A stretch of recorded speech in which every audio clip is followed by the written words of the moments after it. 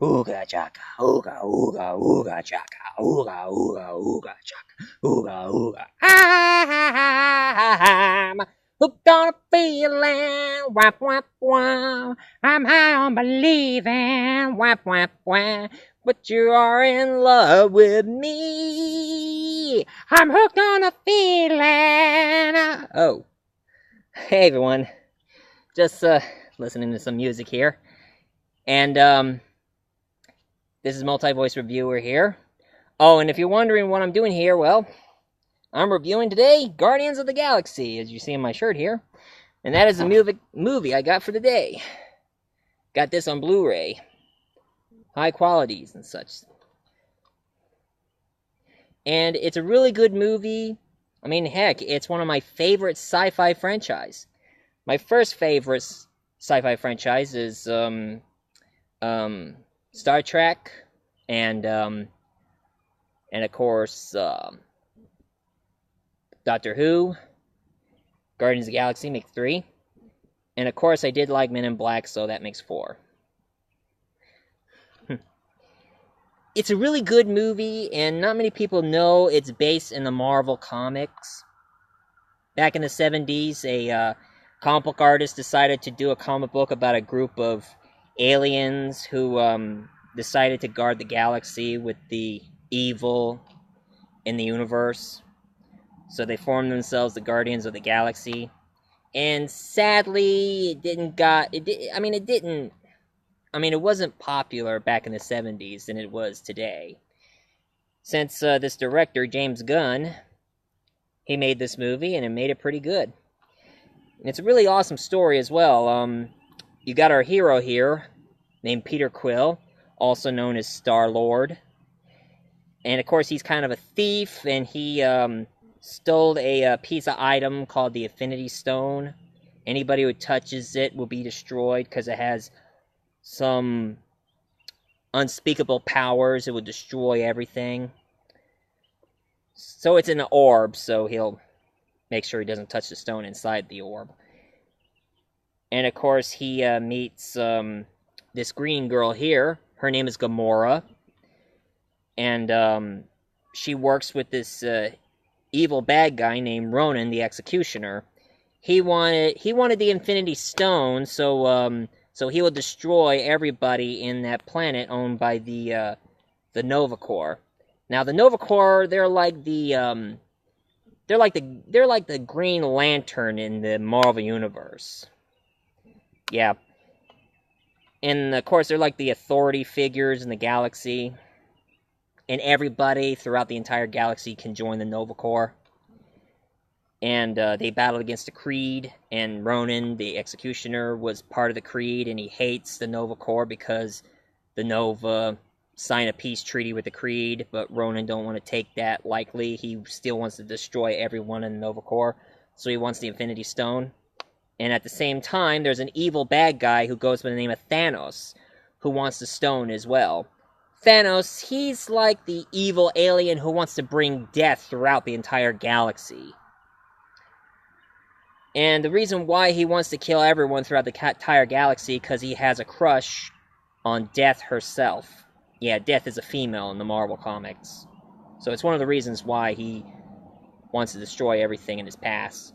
But now Ronan wants the stone for himself so he can destroy one certain planet. And of course, Gamora here, she worked with Ronan, but also remembered what Ronan did to her mother and what Ronan did to her parents. So that's why she decided to stab Ronan and Thanos in the back, so she can stop Ronan once and for all. And of course, they come across these two guys here. This big tree guy, his name is Groot. He doesn't speak much. All he ever says, every time he always says 3 words. I am Groot. I am Groot. I am Groot!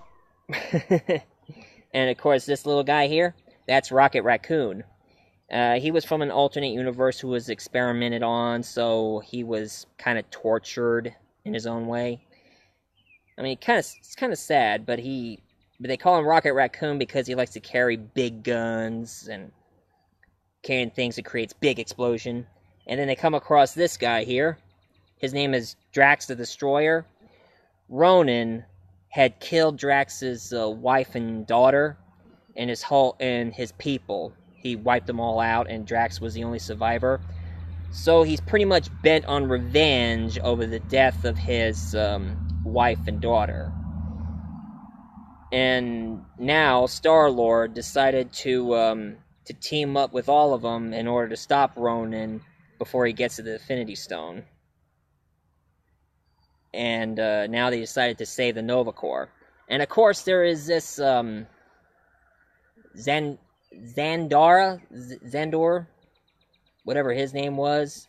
He's this blue skin guy with that red thing in his head. It's supposed to be a mohawk in the comics, but actually it's just a red piece of thing. At first he always keeps on saying he wants to kill Peter Quill, wants to kill Star-Lord, but you start to notice he's more like a father figure, because ever since he abducted him after he got out of the hospital... Oh yeah, Peter Quill's mother died of cancer, and he's kind of tore up about it, and when he ran out of the hospital, that's when Xandar abducted Peter when he was a little kid, and he became a father figure to him throughout the galaxy. And of course, they're given a hint saying that Peter Quill, he's not a full human being. He's not a full Earthling. He's part human. So his father is an alien from another galaxy. Of course, I know who his father is, but I had to go through a lot of... I gotta show you some pictures of him and explain it to you guys about his father, in case some of you people want to know. Because I studied comic books, and I studied characters way before they decided to make the movie. I stick with the comic books more than movies and TV shows. And I also get ahead of characters. And one thing really neat about that blue guy, Xandora, he has a special arrow. So every time he whistles, the arrow moves around every time he whistles, like...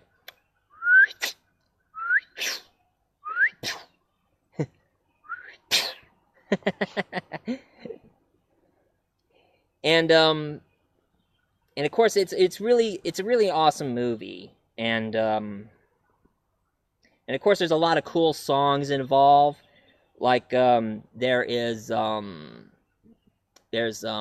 Come and Get Your Love, Hooked on a Feeling, if you like Pina Coladas, Getting Caught in the Rain, and Cherry Bomb, and also Ooh, child, things are gonna get easier. Ooh, child, things will be brighter. Listen to my words. Ooh, child, things are gonna get easier. Ooh, child, things will be brighter. And break it down hard. Someday, I forgot the rest of the words. Sorry, I get carried away when it comes to songs.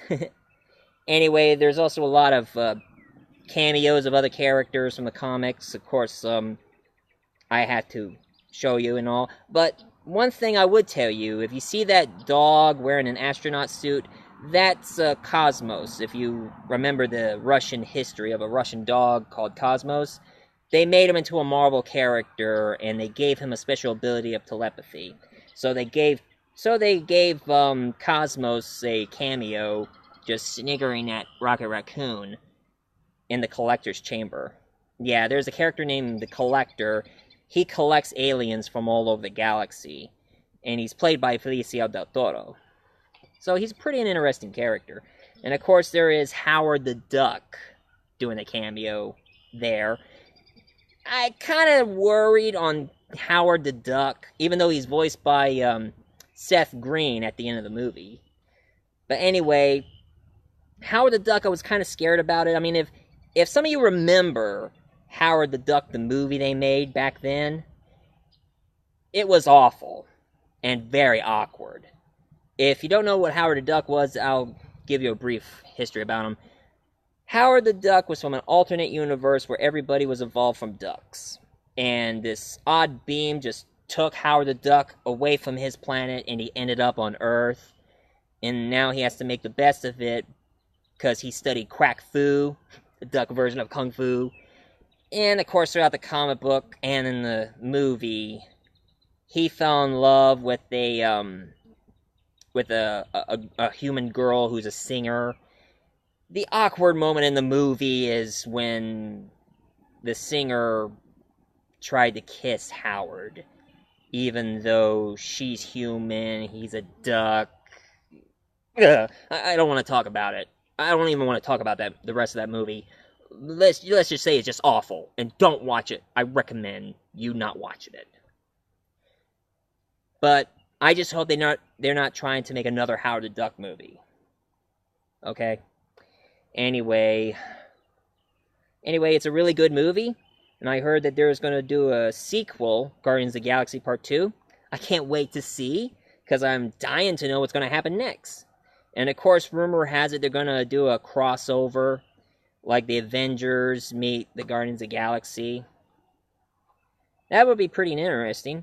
And I read in the comics that Iron Man became a member of the Guardians. So, who knows? Tony Stark, aka Iron Man, would cross over with them. And of course, there's other Marvel movies. I need to try to catch up to them. I need to watch Captain America, Iron Man, and Hulk, and Thor, and then the Avengers, Avengers 2, and so forth. And now I heard that they're going to do other ones, like Captain Marvel, a story about a young girl who used to go by Miss Marvel. She has the powers like Superman, and now she became Captain Marvel, who is a defender and protector of the galaxy. So I wonder if they're going to do a crossover with Guardians with Captain Marvel. And I also heard about another movie called Doctor Strange. Now that there's another superhero I really do like. If you don't know who Doctor Strange is, he's a sorcerer supreme. He uses his magic to battle against the forces of evil and protect those who are cursed by black magic. I mean, I gotta tell you one thing about Doctor Strange. He makes Harry Potter be nothing more but children's books. Because he has a lot more... I mean, he's way cooler than Harry Potter. And of course, some of you religious people who don't like Harry Potter probably may not like Doctor Strange. But they're Marvel, okay? So start liking. And I also do like Harry Potter. I don't know if I'm going to do a review of that one or not. But on the hand, watch this film. You'll be amazed how awesome this movie is. And there's a lot of cameos of other characters. And of course, Stan Lee here did a cameo in the movie too. Stan Lee, he's the godfather of Marvel Comics. And I do a good impression of him, true believers. Anyway, it's a good movie. And this is Multi-Voice Reviewer saying, I am Groot! No. Thank you for watching and goodbye. Hey, what's your love? Come and get your love. Come and get your love.